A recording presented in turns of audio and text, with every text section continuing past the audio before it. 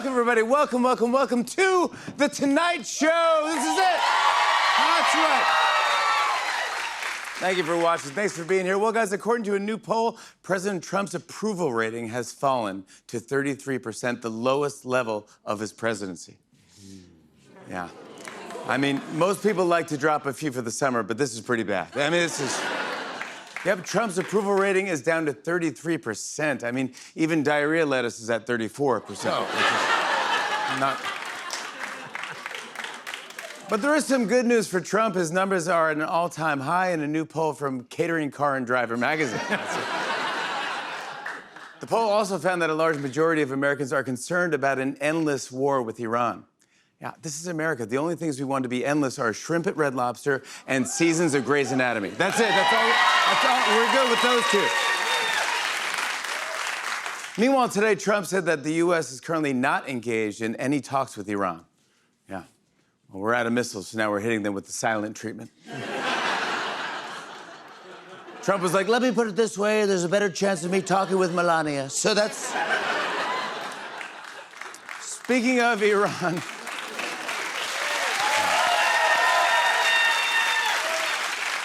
Speaking of Iran, today, Trump posted a map labeling the Strait of Hormuz as a new U.S. territory.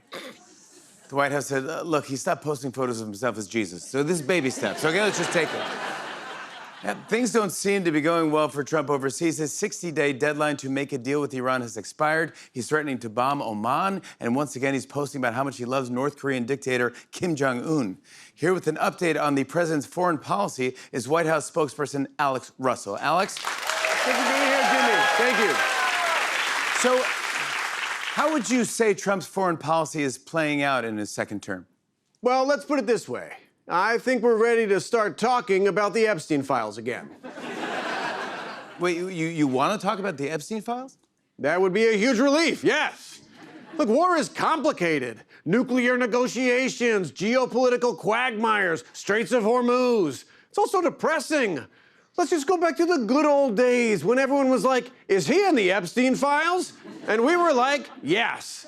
And everyone was like, how many times? And we were like, 1 million. I mean, wasn't that more fun? I mean, yeah, but not for you guys, though, right? Oh, no, we loved it. I remember one night, I huffed so much whiteout that I passed out in the Oval Office. When I woke up, Todd Blanche had redacted my nipples.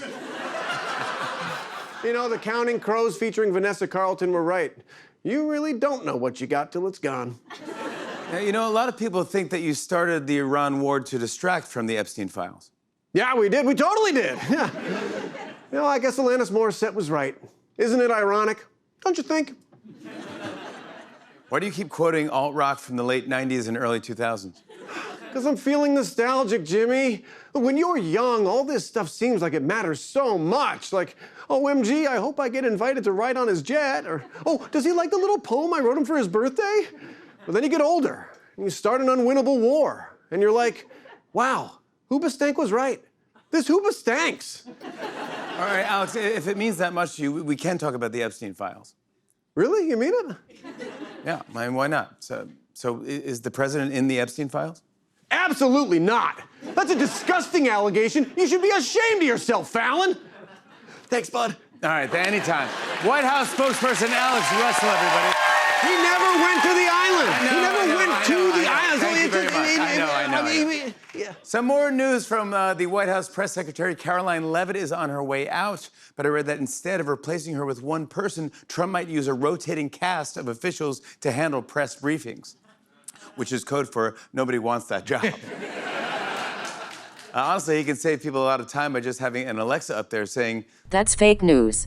Quiet, piggy." There you go. That'll work.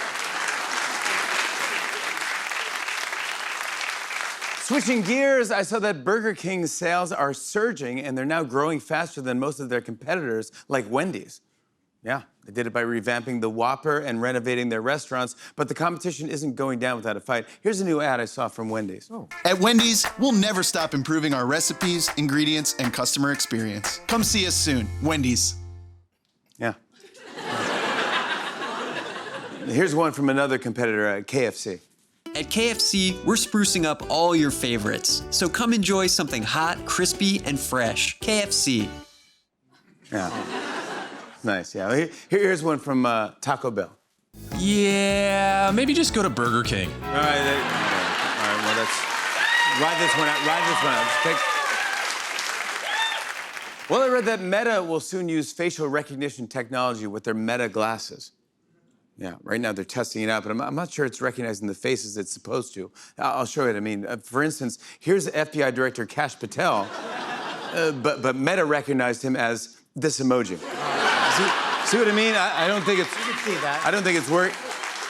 Like, check this out. Here's J.D. Vance. Meta recognized him as a coconut. Oh.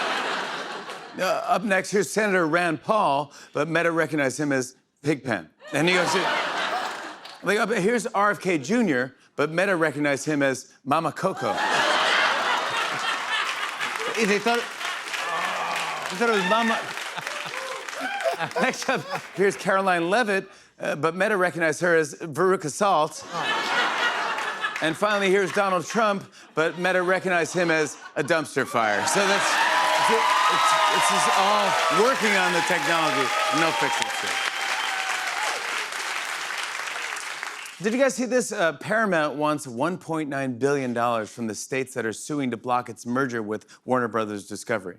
It's an awkward time for Paramount, but based on this promo I just saw, it looks like they have a plan for how to get through it. Check this out. We here at Paramount are confident that our merger with Warner Brothers will eventually be completed. But in the meantime, remember, all of your favorite shows are still available on Paramount Plus, like Yellowstone, Landman, Marshalls, 1883, 1923, and Dutton Ranch. And since our merger is taking longer than expected, we put even more Taylor Sheridan shows into production. So get ready to check out 1923 BC, Dusty Horseboys and One Woman, Manland, Dutton Double Wide Trailer, Gender Swapped Yellowstone, Gender Swapped Yellowstone, so it's the same again. What if a dog found some oil? Is that anything? Oil Dog? Dusty Horseboys and Two Women. 2.5 Dusty Horseboys. The Big Bang Theory, but Taylor Sheridan wrote it this time. And of course, Oil Dog 1923. Paramount Plus. We need this merger. We need this merger bad. Oil Dog. Hey guys, I'm very excited from the massive Netflix hit Outer Banks. Chase Stokes is here tonight. And that's... Yes! I love that show. I love him. I cannot wait to ask him all about the new season. Jimmy, I'm sure you know this already, but you'll probably want to ask him if JJ's death in Morocco in the season 4 finale was real, or if the show has a surprise fake out in store. Well, I wasn't planning on asking that, but I can if you want. No, I don't care. I'm just saying, it's probably something that fans would want to know, you know, along with how quickly they'll track down Chandler Groff and that valuable blue crown. Are these things that you want to know, Tree? Not at all. I don't watch the show, Jimmy. It's for Gen Z. But you'll probably also want to ask him whether, JJ's death causes John B. to revert to his more serious self, or whether he carries some of JJ's light-hearted energy with him in the wake of his passing. You know every single one of the characters' names. Those are just lucky guesses.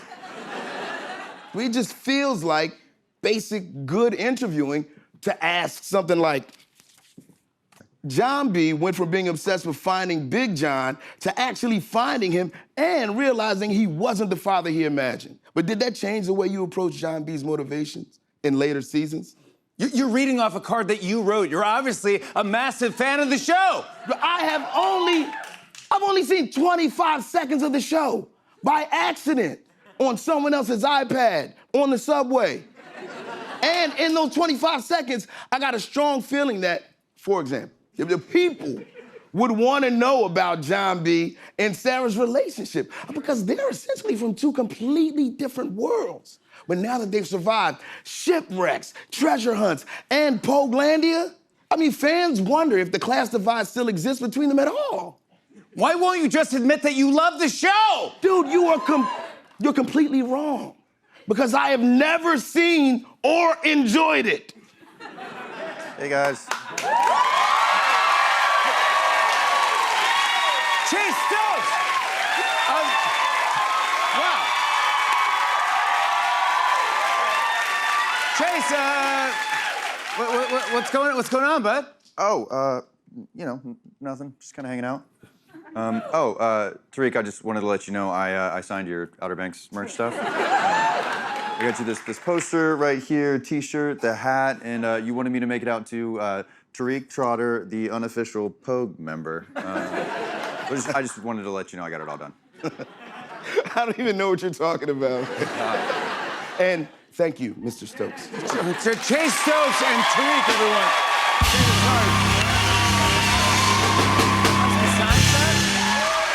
Ask him to sign all that stuff.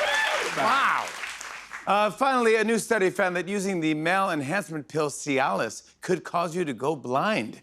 What? Who said that? I have a knife. Higgins. Oh, what? Yep, Cialis may cause you to go blind, so if your erection lasts longer than 4 hours, call your optometrist. There you go. We have a great show. NFL Hall of Famer and Emmy-winning TV host Michael Strahan is here tonight. From Outer Banks, Chase Stokes is joining us.